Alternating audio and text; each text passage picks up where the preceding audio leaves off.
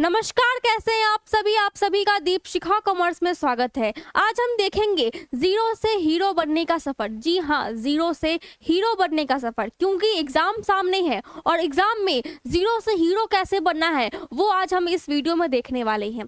सबसे पहली बात तो ये, एग्जाम जस्ट सामने है, 1 महीना हमारे पास है, सिर्फ 30 दिन है, तो इसमें अच्छे से मेहनत करना है और 90 प्लस मार्क्स स्कोर करने हैं। जी हाँ, 90 प्लस मार्क्स, और ये होगा और बहुत अच्छे तरीके से होगा। इसकी स्ट्रैटेजी आज मैं आपको बताने वाली हूँ। सबसे पहले हम जानते हैं कि एग्जाम में पूछता क्या है।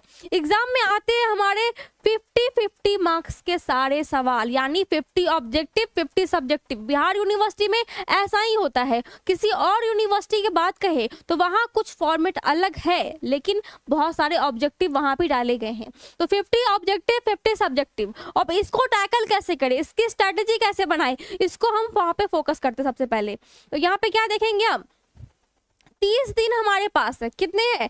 30 डेज। 30 दिनों में कैसे इस टारगेट को पूरा करें। बहुत बच्चों ने तो अभी पढ़ाई करना स्टार्ट भी नहीं किया होगा। वो सोच रहे होंगे कि अब करेंगे, कल करेंगे, परसों करेंगे, लेकिन उन्होंने अभी तक नहीं किया होगा। बहुत बच्चों ने अभी पढ़ना स्टार्ट नहीं किया होगा, प्लस उन्हें बहुत कुछ नहीं भी आता होगा और उनका सिलेबस भी कंप्लीट नहीं हुआ होगा। तो हम इस वीडियो में देखेंगे कि कैसे हम अपने मार्क्स को अच्छे स्कोर करें तो करें, लेकिन कैसे स्ट्रैटेजी के साथ बहुत अच्छा नंबर भी लाए। बहुत लोग पास मार्क्स की उम्मीद करते हैं, हमें पास मार्क्स की उम्मीद नहीं करना है, हमें अच्छे मार्क्स स्कोर करने हैं। पहला यहाँ पे 3 स्ट्रैटेजी आपको देखने को मिल रहा होगा। पहला क्या? No social media. अभी बहुत बच्चे क्यों डिस्ट्रैक्टेड है, उनका सिलेबस कंप्लीट क्यों नहीं है। कॉलेज में, ट्यूशन में यहाँ पे सिलेबस कंप्लीट होंगे, लेकिन उनका खुद का सेल्फ स्टडी कंप्लीट नहीं हुआ होगा, क्योंकि उनका पूरा ध्यान कहाँ है? व्हाट्सएप, फेसबुक, इंस्टाग्राम पे। तो कैसे होगा सिलेबस कंप्लीट? तो यहाँ पे हमें फोकस करना है नो सोशल मीडिया। इसे आप यहाँ पे पूरी तरह से कैंसिल कर दीजिए। फोन का यूज नहीं करना है, फोन को यहाँ पे हटा देना है। पढ़ाई अच्छे से करनी है, अच्छा मार्क्स लाना है, तो फोन के साथ बिल्कुल नहीं आएगा, क्योंकि मेन डिस्ट्रैक्शन क्या है? यूट्यूब है, इंस्टाग्राम है, रील्स है, फेसबुक रील्स है। तो यहाँ पे क्या करना, हमें इन सभी को डिस्ट्रैक्ट नहीं होना है इन सभी से, और इन सबको दूर करना है। दूसरा क्या है यहाँ पे? Time management. टाइम मैनेजमेंट बहुत इंपॉर्टेंट पार्ट है किसी भी पढ़ाई का। किसी भी स्ट्रैटेजी बनाने के लिए सबसे मेन क्या है? टाइम मैनेजमेंट करना। इस पे हम आएंगे। उससे पहले क्या आते हैं? रिवीजन। हमें क्या करना है? रिवीजन करनी है, और बहुत बार करनी है, बार बार करनी है। हमारे पास 30 दिन है। अगर आप सोचो 30 दिन में आप 5 बार रिवीजन करते हैं, तो आप 150 बार एक सब्जेक्ट का रिवीजन करते हैं। और कैसे कर लेंगे? टाइम कहाँ से आएगा आपके पास? आप बहुत बच्चे बोलते हैं टाइम नहीं मिलता है। टाइम मिलेगा, और टाइम कैसे मिलेगा वो भी हम अभी देखेंगे। इसलिए रिवीजन करना है, बार बार करना है। मेन जो यहाँ पे फोकस करना है, रिवीजन पे ही करना है, क्योंकि यहीं से सारा खेल, पढ़ाई का सारा खेल कहाँ से शुरू होता है? रिवीजन से। अगर आप रिवीजन नहीं करते हो तो आपको आता हुआ भी याद नहीं रहेगा, और अगर आप रिवीजन करते हो तो आपको नहीं आता हुआ भी याद हो जाएगा। ऐसा होता है, मैंने प्रैक्टिकली देखा है। इसीलिए रिवीजन जितना करोगे उतना आपका स्ट्रांग होगा, आपका सिलेबस, आपका सब्जेक्ट। इसीलिए रिवीजन पे ध्यान देना है। बहुत बच्चे ऐसे होते जो कि साल में इतना रिवीजन करते हैं कि 3 घंटे का पेपर 2 घंटे में दे करके आते हैं। ऐसा हुआ है, मैंने देखा है, और मेरा खुद का भी ऐसा एक्सपीरियंस रहा है। इसीलिए रिवीजन पे मेन फोकस करना है। अब नेक्स्ट क्या आ रहा है हमारा, उसको देखते हैं। स्ट्रैटेजी। स्ट्रैटेजी कैसे बनाए, यानी पढ़ाई का टाइम टेबल कैसे निकाले, कैसे हम टाइम निकाले अपने लिए, क्योंकि बहुत बच्चों के पास टाइम ही तो नहीं होता है। बहुत बच्चे ऐसे होते जो कि कहते हैं कि मैम हमारे पास टाइम ही नहीं है, हमारे पास समय की कमी है। तो समय की कमी को कैसे दूर करें वो हम इस स्ट्रैटेजी में देखेंगे। क्या है? 8-8-8। हमारे पास कितने घंटे होते हैं? 24 घंटे होते हैं एक दिन में। तो टाइम कैसे निकाले? कितना हमारे पास? 24 घंटे। उसको 8 के शेड्यूल में बना लेंगे हम। यहाँ पे कितना? 8 का यहाँ पे बना लिया हमने, पार्ट वाइज 8-8 करके बांट लिया। पहला क्या करना है? 8 घंटे आप सो जाओ। आप बेफिक्र 8 घंटे सो जाओ, आपका माइंड फ्रेश रहेगा। ये नहीं कि सोने के टाइम फोन देखना है, बिल्कुल नहीं। फोन से दूरी बना के रखना है। तो 8 घंटे आप सो जाओ, बिल्कुल फोन यूज नहीं करना है। ये मैं सख्त आपको हिदायत दूंगी, फोन बिल्कुल नहीं, नो सेल फोन। उसके बाद क्या है? 8 घंटे आप स्टडी करो, 8 घंटे आप मन लगा के पढ़ो, पढ़ाई करो। और फिर क्या है? जो 8 घंटे बच गए उसमें एक्स्ट्रा वक्त और रिवीजन करना है। यानी जो रिवीजन का टाइम है वो अलग है और पढ़ाई का टाइम अलग है। आपको पढ़ना अलग टाइम में है और रिवीजन के लिए अलग टाइम निकालना है। कितना समय बच गया हमारे पास, क्या करोगे बाकी समय का? इसमें आपको नहाना धोना खाना पीना जो भी होता है वो भी करो, रिवीजन भी कर लो। तो उसके लिए भी टाइम निकल गया, और स्टडी करने के लिए आपके पास कितना हो गया, 8 घंटा बच गया।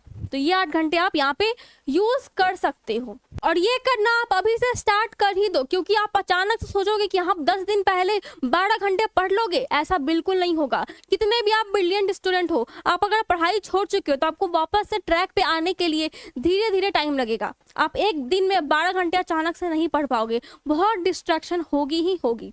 इसीलिए अभी से टाइम बहुत कम है, अभी से जाग जाओ, अभी से सुधर जाओ।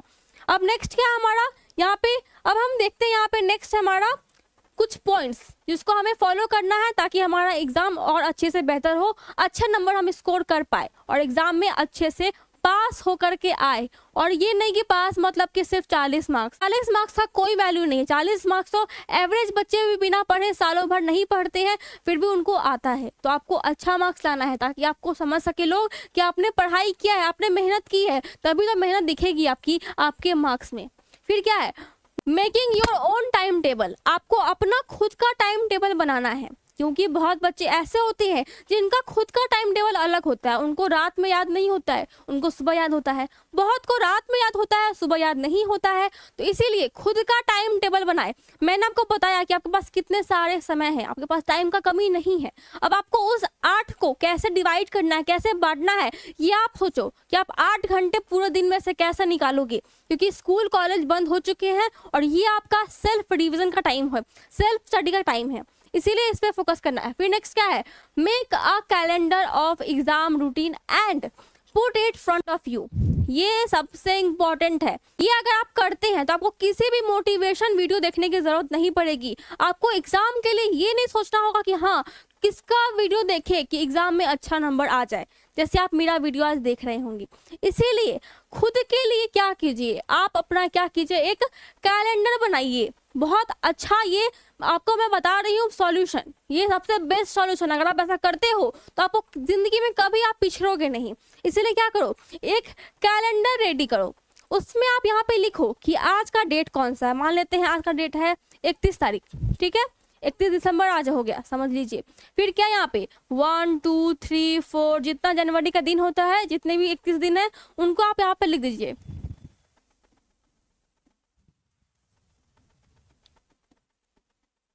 ऐसा आप कर दोगे, उसके बाद आप क्या करो, आज का दिन गया हम इसको काट देंगे, कल का दिन गया हम उसको काट देंगे। ऐसा अगर आप करते हो तो आप डेली सुबह देखोगे कि आपका एक एक दिन जा रहा है आपके हाथों से, और आपका एग्जाम जो है, यहाँ पे आपका एग्जाम है 1 फरवरी को, वो नजदीक आ रहा है। तो इससे आपका मोटिवेशन बना रहेगा, डर पैदा होगा, डर, और डर के साथ आप अगर पढ़ोगे तो और अच्छा स्कोर करोगे, क्योंकि मोटिवेशन की जरूरत नहीं पड़ेगी। फिर किसी को बोलना नहीं पड़ेगा कि बेटा पढ़ो, आप खुद पढ़ने लगोगे। फिर नेक्स्ट क्या है, study daily from question bank, यानी यहाँ पे आपको डेली स्टडी करना है, क्वेश्चन बैंक के साथ करना है, गेस पेपर के साथ करना है, क्योंकि अब वापस से टेक्स्ट बुक पढ़ने का टाइम नहीं बचा हमारे पास। जो है हमारा क्वेश्चन बैंक है, उसको देखो, पढ़ाई करो। फिर नेक्स्ट क्या है, साइलेंट योर फोन, ठीक है, आप फेसबुक से दूर हो गए, इंस्टाग्राम से दूर हो गए, व्हाट्सएप से दूर हो गए, लेकिन आपको बहुत लोगों के कॉल आते होंगे और बहुत इंपॉर्टेंट कॉल आते होंगे, क्योंकि आप बहुत वीआईपी लोग होंगे इसीलिए शायद। तो आपको अंकल आंटी जिसका भी कॉल आ रहा होगा उसको आप इग्नोर कीजिए, साइलेंट कीजिए अपने फ़ोन को और पढ़ाई पे ध्यान दीजिए। जब भी पढ़ने बैठो 8 घंटे तो अपना फ़ोन दूर रखो, ठीक है।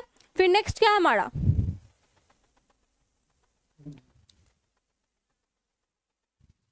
Study material. Study material use क्या करना है, इस पे फोकस कीजिए। स्टडी मटेरियल में आपको मेन 2 चीज रखना है, एक गेस पेपर और एक क्वेश्चन बैंक।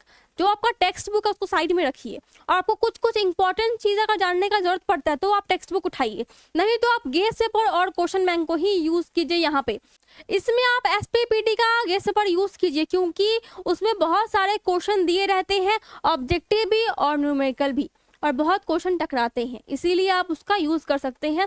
ऐसे 2 3 4 5 ऐसे गेस पेपर यूज कीजिए। यूनिवर्सिटी का गेस पेपर आता है उसको भी यूज कीजिए। फिर क्या है, क्वेश्चन बैंक। क्वेश्चन बैंक आप ऐसा लीजिए जिसमें कि पुराने जितने साल के क्वेश्चन होते हैं वो तो हो ही, साथ में उसका आंसर भी हो, इसमें क्वेश्चन और आंसर दोनों मिक्सअप हो, वो लीजिए, आपको बेनिफिट होगा, आपको टाइम बचेगा आपका। तो ये दोनों आप पॉइंट यहाँ पे ध्यान रखिए कि आपको ये दोनों फॉलो करने हैं अब, क्योंकि टाइम नहीं है हमारे पास। अब आता है हमारा एग्जाम रूटीन। और ये है हमारा एग्जाम रूटीन, जो कि बहुत ही अच्छा है हमारे सेक्टर के लिए। क्योंकि कॉमर्स में क्या हो रहा है, कॉमर्स में टाइम टेबल बहुत मिलता है, बहुत गैपिंग मिलती है। यहाँ पे 1 को है, 3 को है, 5 को है, 7 को है, 8 को है, 10 को है, ये आपको देखने को मिल रहा है। तो गैपिंग है, रेस्ट करने का टाइम है, सुकून लेने का टाइम है, रिवीजन का टाइम है। इसीलिए अच्छे से आपको पढ़ाई करना है, अच्छे से एग्जाम देना है और एग्जाम में बिल्कुल रिलैक्स होकर जाना है। ऐसा नहीं कि सालों भर नहीं पढ़े और एग्जाम के गेट पे पढ़ रहे हैं बुक निकाल करके, ये बहुत घटिया लगता है। इसलिए ये काम नहीं कीजिएगा आप। आपको पढ़ना है, पहले पढ़ना है, एग्जाम के गेट पे नहीं पढ़ना है। एग्जाम सेंटर के गेट पे जाके मत पढ़िएगा और ना ही बाइक पे जाते हुए, ऑटो में जाते हुए बुक खोल के बैठिएगा। प्लीज ऐसा मत कीजिएगा, ये बहुत ही गंदा दिखता है। क्योंकि सालों भर नहीं पढ़ रहे हैं और 1 घंटा पहले पढ़ के आप क्या ही कर लोगे।